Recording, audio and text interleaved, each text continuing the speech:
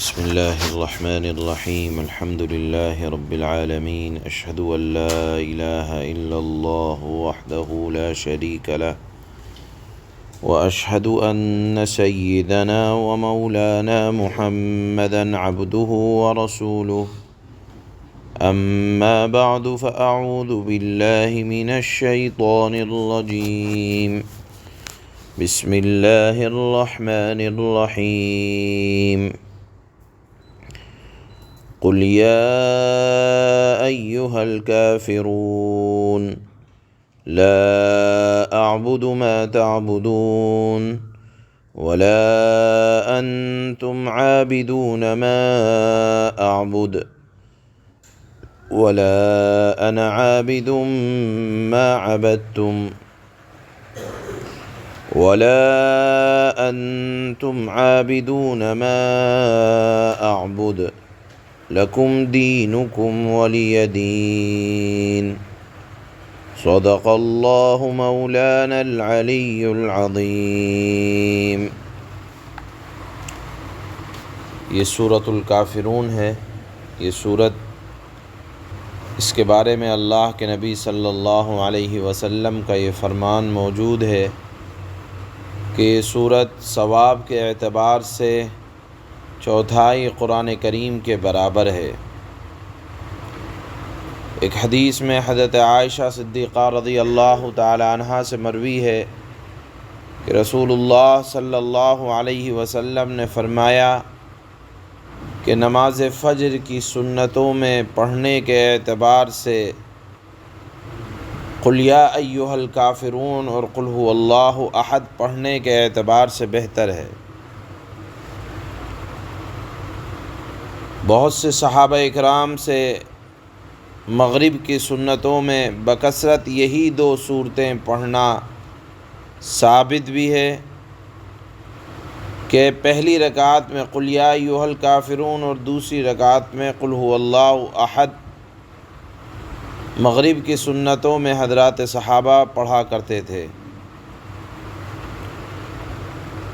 ایک صحابی ہیں حضرت نوفل رضی اللہ، حضرت فروہ بن نوفل رضی اللہ تعالی عنہ، انہوں نے فرمایا رسول اللہ سے آ کر کہ آپ مجھے کوئی ایسی چیز بتلا دیجئے کہ میں بستر پر جاتے وقت یعنی سونے سے پہلے پڑھ لیا کروں۔ آپ نے فرمایا سورۃ الکافرون قل یا ایھا الکافرون پڑھ لیا کرو۔ یہ سورت شرک سے بیزاری کا اظہار ہے، یعنی اگر اس کو پڑھ کر سو گے تو شرک سے پاک ہو کر سو گے، اور اگر سونے کی حالت میں موت آ گئی تو توحید پر مرو گے۔ لہذا یہ وہ صورت ہے جس کو اپنے معمول میں لانا چاہیے، اور اس کے دینی اعتبار سے جو فوائد ہیں وہ تو یہ بیان کیے گئے، لیکن یاد رکھنا چاہیے اللہ کے نبی صلی اللہ علیہ وسلم اس سورت کو سفر میں جانے سے پہلے بھی پڑھنے کا صحابہ کو حکم دیا کرتے تھے۔ اسی طرح سفر میں جاتے وقت ایک صحابی ہیں حضرت جبیر بن مطعم، حضرت جبیر رضی اللہ تعالی عنہ، وہ فرماتے ہیں کہ رسول اللہ صلی اللہ علیہ وسلم نے فرمایا کہ کیا تم چاہتے ہو جب سفر میں جاؤ تو وہاں تم اپنے سب رفقا سے زیادہ، سب احباب سے زیادہ خوشحال اور بامراد ہو اور تمہارا سامان زیادہ ہو جائے۔ پہلے زمانے میں سفر یہ تجارت کے لیے ہوا کرتے تھے۔ انہوں نے فرمایا کہ جی ہاں یا رسول اللہ، میں ایسا چاہتا ہوں۔ آپ نے فرمایا کہ قرآن کریم کی آخر کی 5 صورتیں، سورہ کافرون، سورہ نصر، سورہ اخلاص، سورہ فلق، سورہ ناس پڑھا کرو، اور ہر صورت کو بسم اللہ کے ساتھ شروع کیا کرو۔ حضرت جبیر فرماتے ہیں کہ میرا حال یہ تھا کہ جب میں سفر میں جانے سے پہلے اپنے حالات پر نگاہ ڈالتا تو اپنے آپ کو سب سے کمزور پاتا، لیکن ان صورتوں کی برکت کی وجہ سے عالم یہ رہتا کہ جب میں لوٹتا تو میرے حالات سب سے زیادہ بہتر ہوتے۔ یہ تو اس صورت کے مختصر سے فضائل بیان کیے گئے۔ اب یہ صورت کے اندر اللہ نے بیان کیا ہے، اس کی تھوڑی سی وضاحت یہ ہے کہ یہ صورت اس وقت نازل ہوئی جب کفار مکہ کے سردار ولید بن مغیرہ، اسی طرح عاص بن وائل اللہ کے نبی کے پاس آئے اور کہنے لگے کہ ہم آپ سے ایک مصالحت، ایک معاہدہ کرنا چاہتے ہیں۔ وہ معاہدہ یہ ہے کہ آپ 1 سال ہمارے معبودوں کی عبادت کر لیں اور ہم 1 سال آپ کی بات مان لیں گے۔ اگر اس سال آپ ہمارے معبودوں کی عبادت کریں گے تو آئندہ سال ہم آپ کے معبودوں کی عبادت کریں گے۔ گویا کہ صلح نامہ، معاہدہ نامہ پیش کیا۔ اللہ نے فرما دیا اور قیامت تک کے لیے یہ اعلان فرما دیا اور سارے ذمہ داروں کو یہ کہہ دیا کہ ایمان اور کفر پر کسی اعتبار سے سمجھوتا نہیں کیا جائے گا۔ ایمان کے معاملے میں کسی طرح کی مصالحت، کسی طرح کی پس و پیش والی بات نہیں کی جائے گی۔ صاف اعلان ہے، قُلْ يَا أَيُّهَا الْكَافِرُونَ، اے نبی آپ فرما دیں، ان کافروں سے صاف کہہ دیں، لا اعبد ما تعبدون، میں عبادت نہیں کروں گا جس کی تم عبادت کرتے ہو، ولا انتم عابدون ما اعبد، ہاں اگر تمہیں عبادت نہیں کرنی میرے معبود کی تو تم اپنے راستے، میں اپنے راستے۔ لیکن یہاں یہ نہیں سمجھ لینا چاہیے کہ اللہ کے نبی نے مشرکوں کو شرک کی اجازت دے دی ہے۔ اللہ نے اصل میں قرآن کریم کی ایک آیت ہے، لنا اعمالنا ولکم اعمالکم، ہمارے لیے ہمارے اعمال ہیں، تمہارے لیے تمہارے اعمال۔ مراد یہ ہے کہ جیسا کرو گے ویسا بھگتو گے۔ اس کو یہاں اسی تناظر میں دیکھنا چاہیے، کیونکہ قرآن کریم کی ایک دوسری آیت ہے، وَإِن جَنَحُوا لِلسَّلْمِ فَاجْنَحْ لَهَا وَتَوَكَّلْ عَلَى اللَّهِ، اے نبی اگر آپ سے کوئی مصالحت کی بات کرے تو آپ بھی جھک جائیں، آپ بھی مصالحت کریں۔ لیکن اس صورت کے اندر مصالحت کی، معاہدے کی کے اصول بیان کر دیے گئے، اس کی بارڈر لائن بیان کر دی گئی کہ اس کو کراس نہیں کیا جائے گا۔ شرک کے معاملے میں کسی سے اتحاد نہیں کیا جائے گا۔ ہاں زندگی کے معاملات ہیں اور برادران وطن کے ساتھ رہنا پڑ رہا ہے تو شرک پر اتفاق نہیں۔ ہاں البتہ اگر دنیاوی معاملات ہیں، معاہدے ہیں تو اس پر اتفاق کیا جا سکتا ہے۔ یہ اس صورت کا خلاصہ ہے۔ ہاں شرک کے اعتبار سے کسی طرح کا معاہدہ جائز نہیں ہے۔ اسی کو آخری آیت میں اللہ نے بیان فرمایا کہ لکم دینکم ولی دین، تم کو تمہاری راہ اور مجھ کو میری راہ ہے، یعنی تم کو تمہارا بدلہ ملے گا اور مجھ کو میرا بدلہ ملے گا۔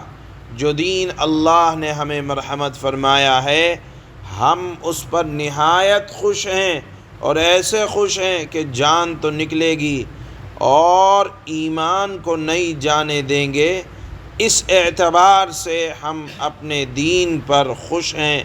بہرحال اس صورت میں اللہ نے کفار سے کی ہوئی یا ان کی جانب سے آئی ہوئی کسی بھی شرک کی مصالحت پر بالکلیہ رد فرما دیا اور برات کا اظہار کر دیا کہ اس طرح کے معاہدے شریعت کے اندر جائز نہیں ہیں۔ ہاں اس کے علاوہ اگر کفار کوئی اور معاہدہ کریں، اللہ کے نبی نے معاہدے قبول کیے ہیں، جس طرح آپ جانتے ہیں فتح مکہ سے پہلے صلح حدیبیہ ہوئی، اس میں اللہ کے نبی صلی اللہ علیہ وسلم نے معاہدوں کو قبول کیا ہے، لیکن وہ شرک پر کے اتفاق پر معاہدے نہیں تھے۔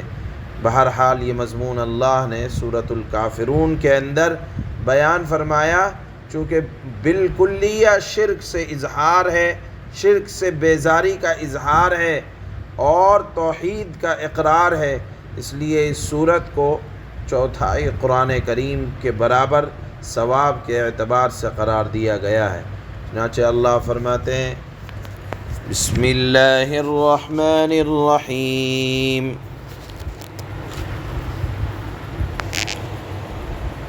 شروع اللہ کے نام سے جو سب پر مہربان ہے، بہت مہربان ہے۔ قل یا ایہا الکافرون، اے نبی آپ اعلان کر دیں، اے حق کا انکار کرنے والو، لا اعبد ما تعبدون، میں ان چیزوں کی عبادت نہیں کرتا جن کی تم عبادت کرتے ہو۔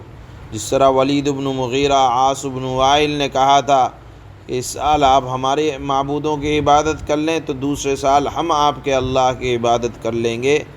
اللہ نے فرمایا وَلَا أَنْتُمْ عَابِدُونَ مَا أَعْبُدُ، اور تم اس کی عبادت نہیں کرتے جس کی میں عبادت کرتا ہوں۔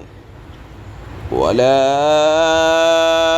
أَنَا عَابِدٌ مَا عَبَدتُّمْ، اور یاد رکھو میں آئندہ اور نہ میں آئندہ اس کی عبادت کرنے والا ہوں، یعنی تم بیزار ہو جاؤ کہ میں تمہارے کسی بھی اعتبار سے دین کو قبول کر لوں، اور نہ میں آئندہ اس کی عبادت کرنے والا ہوں جس کی تم عبادت کرتے ہو۔ وَلَا أَنْتُمْ عَابِدُونَ مَا أَعْبُدُ، اور نہ تم اس کی عبادت کرنے والے ہو جس کی میں عبادت کرتا ہوں، یعنی اگر بالفرض ایسا ہو ہی نہیں سکتا، ہاں البتہ مجھے یہ گمان بھی ہے، غالب گمان بھی ہے، اور میں اعلان کر رہا ہوں کہ تم بھی توحید پرست نہیں بن سکتے۔ لَكُمْ دِينُكُمْ وَلِيَ دِينِ، تمہارے لیے تمہارا دین ہے اور میرے لیے میرا دین ہے، یعنی تم جو کرو گے اس کا انجام پاؤ گے، ثواب کے اعتبار سے یا عذاب کے اعتبار سے۔ یہاں یہ بات یاد رکھنی چاہیے کہ دین پر قائم رہتے ہوئے کسی سے امن کا معاہدہ ہو سکتا ہے، البتہ دین کو ڈھا کر، شریعت کو ڈھا کر اور شرک کا اقرار کرتے ہوئے کسی طرح کا معاہدہ کرنا، یہ شریعت کے اندر جائز نہیں ہے۔ یہ اس صورت کا بنیادی خلاصہ ہے۔